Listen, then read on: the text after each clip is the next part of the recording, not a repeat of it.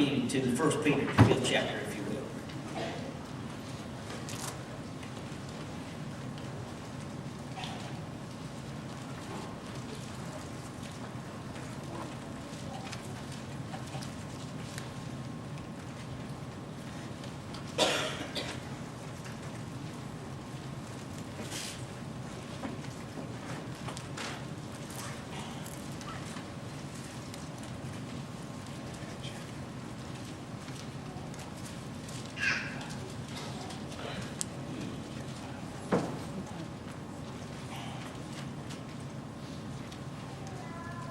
Part of this is a passage of Scripture I had the opportunity to read at my son's ordination just a few Sunday, last Sunday evening. Mount Zion Baptist Church in Spartanburg. And my reflection there with him concerning his faithfulness. And certainly that's what this passage of Scripture is all about. It's Peter's way of encouraging the church. And also those servant leaders. Reminding me of their faithfulness and their perseverance and their commitment. Certainly they're going through a difficult time in the church right now.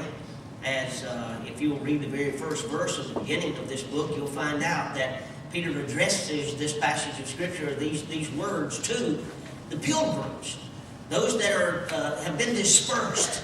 They're desperate people. They're basically crying out because of where they are in their lives. Suffering people. Peter ends this passage of Scripture to the elders of the church, to the deacons of the church, if you will, also to the pastors of the church, also to those elders, as he puts it. And we could use this terminology to reflect upon all of those categories and all of those areas: pastors, deacons, elders. Those overseers that he calls it. He also calls them shepherds of the church. Follow me if you will. The elders who are among you, I exhort. I who am a fellow elder and a witness of the sufferings of Christ, and also a partaker of the glory that will be revealed. Shepherd the flock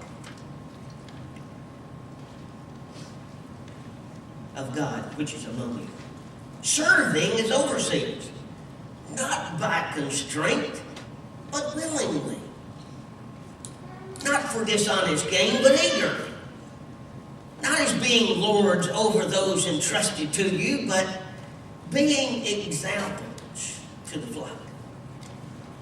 And when the chief shepherd appears, you will receive the crown of glory that does not fade away. Likewise, you younger people, submit yourselves to the elders. Yes, all of you, be submissive to one another, and be clothed with humility. For God resists the proud and gives grace to the humble. This passage of Scripture, without a doubt, gives us some understanding right quickly about what it means to be an overseer.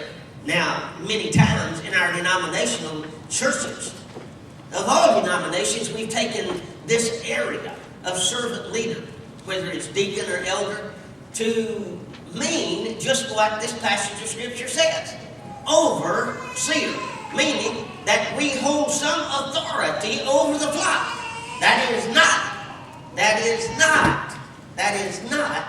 what that means. That is not what that means. It simply means if you wish to become and have become, and God has called you to this particular position in the church, you are in no way over. Now, I did use the terminology in the beginning, servant leader. But servant comes first. Servant comes first. If we'll just take the life of Christ alone and take a look at his life. Well, just take a look at Peter's life. What did Peter say? To the elders who are among you, I exhort, I who am a fellow elder and a witness of the sufferings of Christ, and also a partaker of this glory. What Peter is telling us in the beginning of this, I I not only have witnessed the suffering of Christ and what this person did on the cross at Calvary and giving his life as a service and servant to you in order to claim victory and become the leader and the king of the church. I gave my all. And Peter is saying, I've become a witness and I am going to be a witness. And first and foremost, in our lives, as leaders, as servant leaders, we first and foremost have to be reminded that it's being a servant first and becoming the leader second of all, simply out of that service that we proclaim by what did Peter say in verse 3? By being an example to the flock. Now there are a lot of different ways that we can be example. First of all, when we become examples, we become this example out of this servant leader. We first, like Peter, need to understand what it means to be committed. Be committed. I couldn't help but notice that Susan, in her offering this morning of her testimony, challenged the church concerning our services, as I have challenged our deacons just Friday night in our supper and fellowship and training. Challenge them. If you do not see the importance of coming to church and supporting the services of the church, not this service, services, plural, services of the church, then no one else is going to see the importance of it. If your leaders, if you are the leader of the church, if you're the deacon of the church, and you do not see the importance of it, then why should they attend? We, first and foremost, have to set the example for the flock. If not, they are not going to follow. And that is not left up to the pastor. It certainly falls in the category of my responsibility, and I cherish and understand that in a great way. My responsibilities. We certainly must be committed, men, in every way, especially in that area. And Christian, I'm not leaving you out either. Peter said, I've become a witness.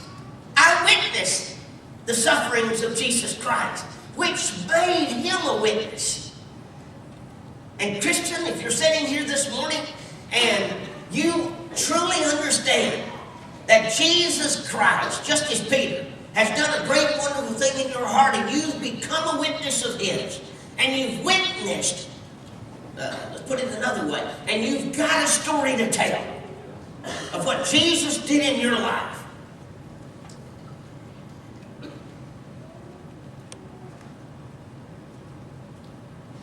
You too should be just as committed as these men who call themselves servant leaders.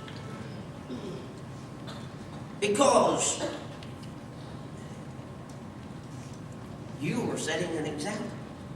You've heard me say many times, we've given the community out there, the world out there, more of an excuse not to attend than we give them an excuse, than we give them a reason to come. That's unfortunate. Our faith is another area that we need to include in this servant leadership. Leaders who practice faith inspire the fellowship.